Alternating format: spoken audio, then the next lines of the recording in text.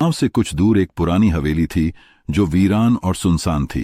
लोगों का कहना था कि वहां रात के समय अजीब अजीब आवाजें आती थीं और जिसने भी रात में वहां जाने की कोशिश की वह कभी वापस नहीं लौटा। रवि, जो एक साहसी युवक था, इन कहानियों पर विश्वास नहीं करता था। उसने तय किया कि वह खुद जाकर इस रहस्य का पता लगाएगा। एक रात जब पूरा गांव सो रहा था, वह अपनी टॉर्च और मोबाइल लेकर हवेली की ओर निकल पड़ा। हवेली में घुसते ही उसे ठंडी हवा का एक झोंका महसूस हुआ।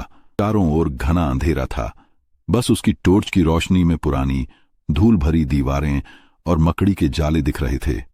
अचानक एक कमरा दिखा जिसकी खिड़की हवा के झोंके से हिल रही थी। जैसे ही रवि उस कमरे में घुसा, दरवाजा अपने आप बंद हो गया। उसे लगा कि कोई उसके पीछे खड़ा है। उसने पीछे मुड़कर देखा तो वहां कोई नहीं था, लेकिन तभी उसे महसूस हुआ कि कोई हल्की सी सरसराहट उसके कानों में फुसफुसा रही है। यहां क्यों आए हो? धीमी डरावनी आवाज आई।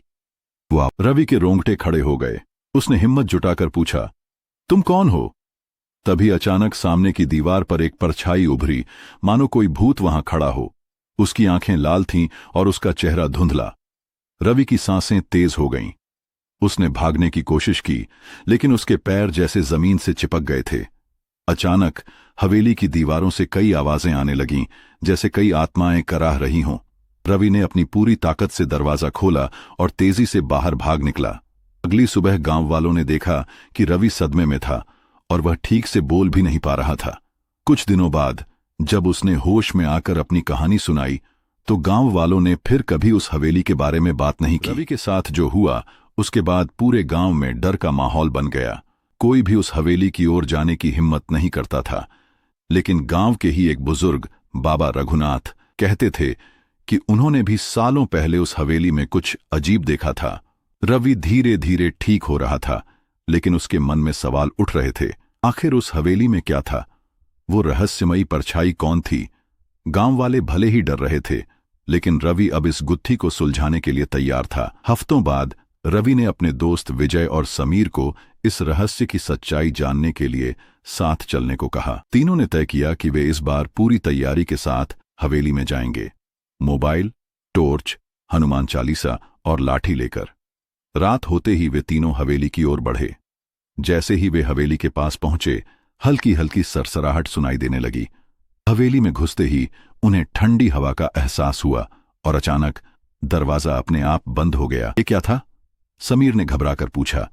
विजय ने कहा, कोई चालाकी कर रहा है या फिर सच में यहां कुछ है।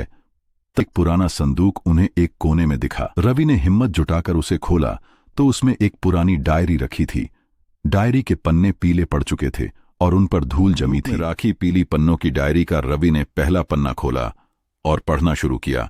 उसमें लिखा था, मेरा नाम राधा है। इस हवेली में मैं अपने पति ठाकुर वीरेंद्र सिंह के साथ रहती थी, लेकिन एक रात कुछ ऐसा हुआ जिसने मेरी जिंदगी छीन ली। ठाकुर ने मुझ पर शक किया और मुझे इसी हवेली में कैद कर दिया।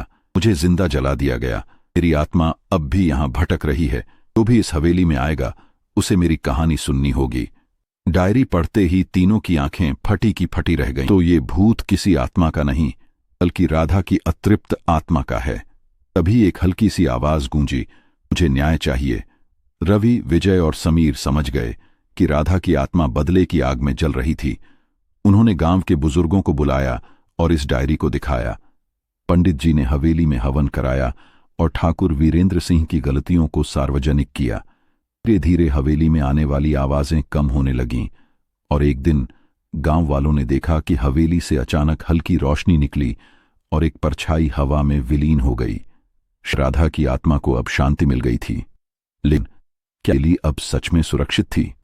गांव वाले आज भी उस हवेली के पास जाने से डरते हैं, क्योंकि कुछ लोग अब भी रात में वहां अजीब परछाइयां देखने का दावा करते हैं। अगर आपको ये कहानी पसंद आई है तो इस चैनल को सब्सक्राइब करें और वीडियो को लाइक करें और शेयर करें। अगर आपको इसके आगे की कहानी में दिलचस्पी है तो 10 कमेंट करें और हमें बताएं और हम जरूर इसका अगला भाग लेकर आएंगे।